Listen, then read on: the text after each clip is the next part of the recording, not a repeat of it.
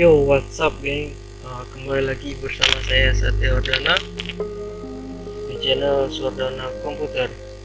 Nah, kali ini saya akan membahas cara menampilkan sekaligus menjelaskan bagaimana cara merakit CPU pada PC dengan menggunakan Cisco IT Essential Virtual Desktop. Nah, sebelum itu saya ingin memperkenalkan kepada teman-teman sekalian apa itu Cisco IT Essential Virtual Desktop. Nah, Cisco IT Essential Virtual Desktop adalah sebuah aplikasi di mana membantu seseorang untuk merancang dan membuat sebuah PC ataupun laptop. Nah, dalam aplikasi ini sangat mudah dan simpel untuk menggunakannya. Untuk tanpa basa-basi lagi, mari kita langsung ke aplikasinya.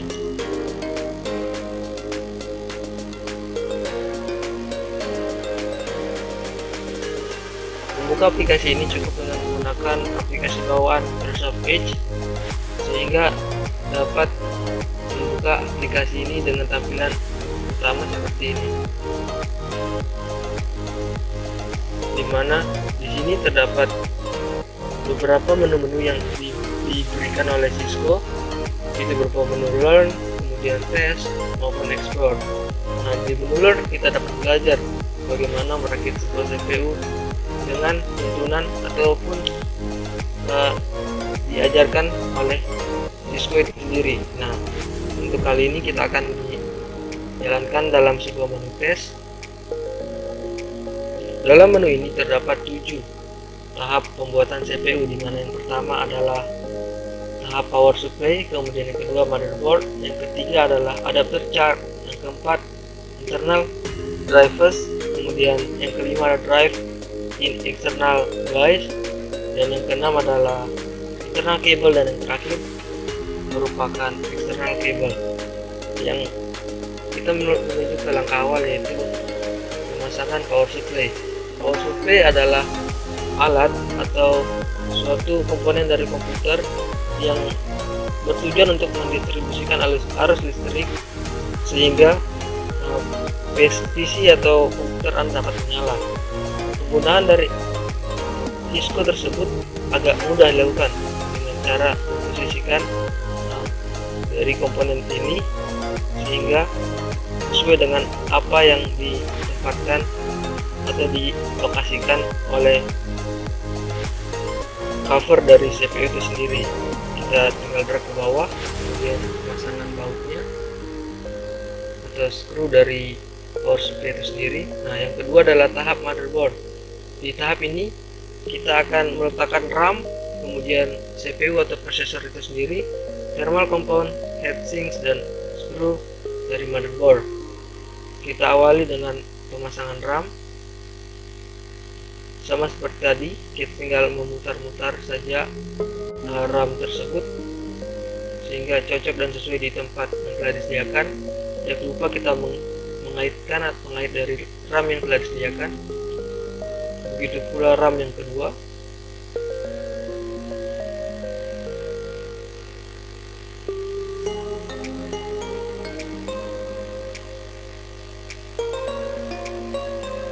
Fungsi RAM itu sendiri adalah sebagai memori sementara dari program-program yang dijalankan oleh brainware atau sang pengguna. Jadi jika listrik padam ataupun komputer tersebut mati, maka data-data yang tersimpan dalam RAM akan hilang. Kemudian kencangkan kembali pengait yang telah disediakan. Selanjutnya adalah pemasangan prosesor. Prosesor adalah otak dari komputer, di mana semua program-program yang dijalankan oleh user dijalankan sepenuhnya oleh prosesor itu sendiri, di mana di dalam prosesor terdapat BIOS yang berfungsi untuk mengatur output maupun input yang dilakukan oleh pengguna.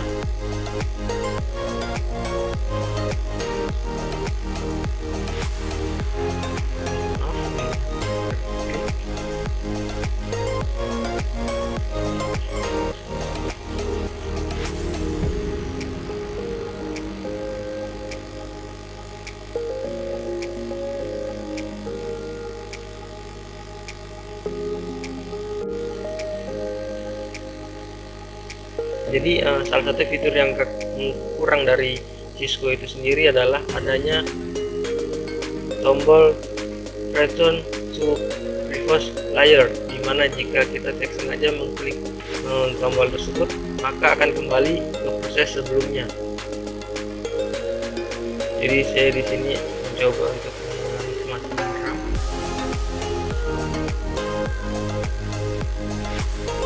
Ini sudah, kemudian pemasangan CPU untuk prosesor.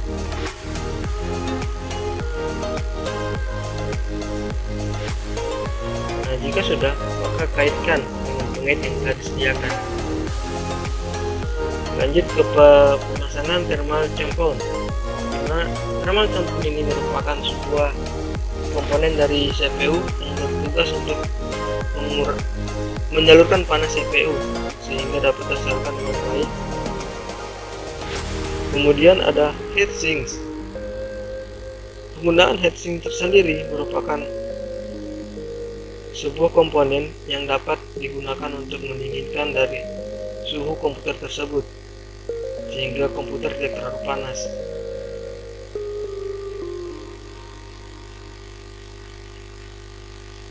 Nah, setelah semuanya terpasang, di sini ada tombol install motherboard. Nah, selanjutnya kita memasukkan motherboard tersebut ke dalam rangka CPU yang telah disediakan. Kita cari posisi yang cocok. Jika sudah, posisinya akan terlihat seperti ini. Kemudian yang terakhir adalah pemasangan skrup dari motherboard itu sendiri. Kemudian tahap yang selanjutnya adalah adapter card, di mana di sini disediakan beberapa jenis kartu elektronik atau kartu digital sebagai bagian dari komponen CPU itu sendiri. Di sini adalah NEC atau Network Interface Card. Kartu ini digunakan untuk menghubungkan komputer dengan jaringan sehingga komputer dapat berselancar di internet. Kemudian di sini adalah wireless NC. Fungsinya sama seperti NIC yang sebelumnya, hanya tidak menggunakan kabel, jadi menggunakan jaringan wireless atau WiFi. Dipasangkan juga skru dari wireless NIC tersebut, dan di sini juga ada video adapter. Video adapter ini atau bisa disebut dengan VGA adalah sebuah alat atau komponen dari komputer yang berguna untuk mengubah atau menerjemahkan sinyal-sinyal digital pada komputer sehingga dapat menampilkan sesuatu grafis di layar monitor. Lupa pula kita pasangkan adapter skru. Masuk di bagian yang keempat, yaitu internal drivers. Nah, pemasangan internal drivers ini sangatlah mudah, di mana di dalamnya hanya terdapat hard disk, optical drive, kemudian floppy drive. Hard disk sendiri merupakan pusat penyimpanan secara permanen. Maksudnya di sini, semua data yang disimpan merupakan data yang tersimpan selamanya tanpa ada takut kehilangan. Nah, jika sudah, selanjutnya kita pasang skru dari hard disk tersebut. Kemudian pemasangan optical drive. Optical drive adalah sebuah pembaca optik yang diluncurkan untuk membaca drive berupa CD maupun DVD. Nah, jika sudah, tidak lupa pula kita pasangkan skru dari optical drive tersebut. Kemudian yang ketiga adalah pemasangan dari floppy drive. Sama halnya optical drive, floppy drive digunakan untuk membaca optik, tetapi dia yang berupa disket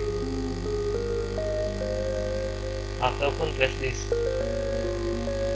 Kemudian yang selanjutnya ada pemasangan dari skru floppy drive tersebut.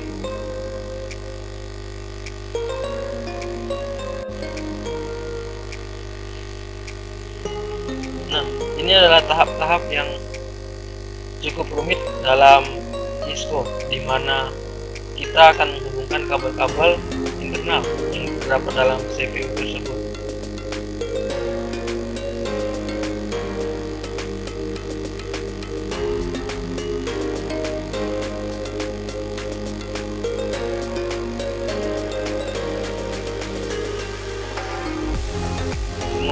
Semua kabel yang terdapat dalam CPU ini sudah diberikan ruang sehingga dapat menempatkan kabel sesuai dengan ruang masing-masing.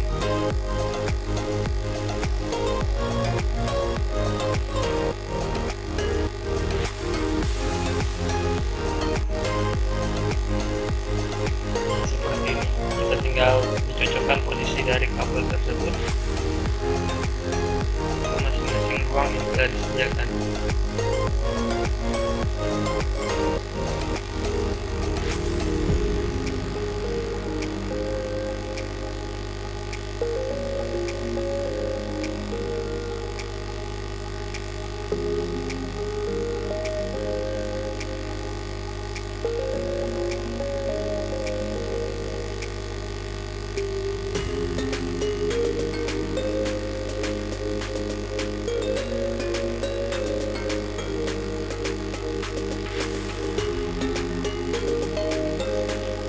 Kemudian yang selanjutnya adalah pemasangan komponen-komponen lain selain kabel berupa PATA cable, profi cable, dan juga SATA cable. Nah, PATA cable sendiri adalah sebuah kabel yang digunakan untuk menyambungkan optical drive dari CPU ke motherboard. Pemasangannya pun cukup mudah. Anda tinggal mencocokkan titik ini kemudian dengan titik ini. Oke, sudah cocok, tinggal drag ke bawah, kemudian hubungkan antara ujung PATA kabel yang lain dengan ke arah optical drive.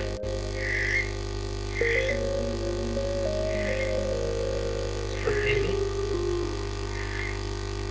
Cocokkan pula titik penutup antara PATA kabel dengan optical drive yang telah disediakan.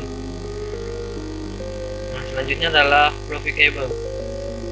Profi cable adalah sebuah kabel yang menghubungkan antara motherboard dengan optical profi yang sebelumnya saya bahas.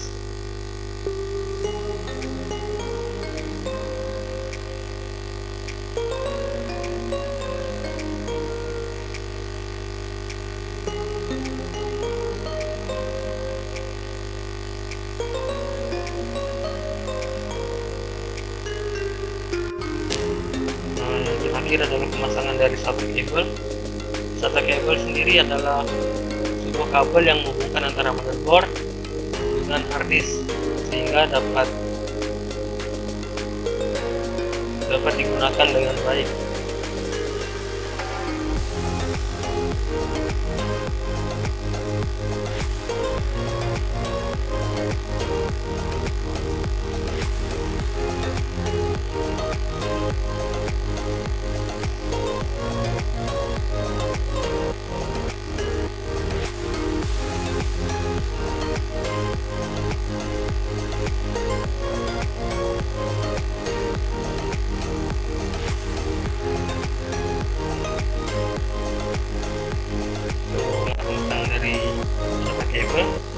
Dan yang terakhir adalah tahap pemasangan eksternal cable, dimana sebelum melakukan pemasangan eksternal cable kita pasang terlebih dahulu penutup dari CPU itu.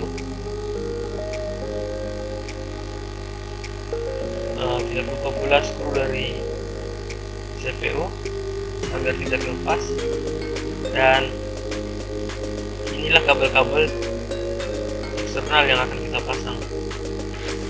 Pertama adalah kabel monitor.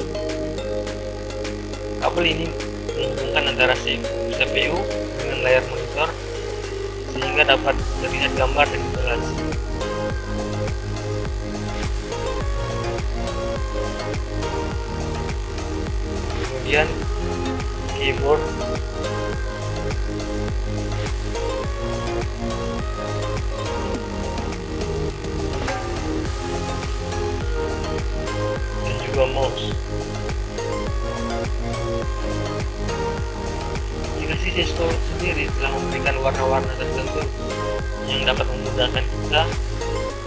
memasangkan kabel-kabel yang disediakan pada menu dengan CPU yang ada. Nah, selanjutnya adalah kabel USB.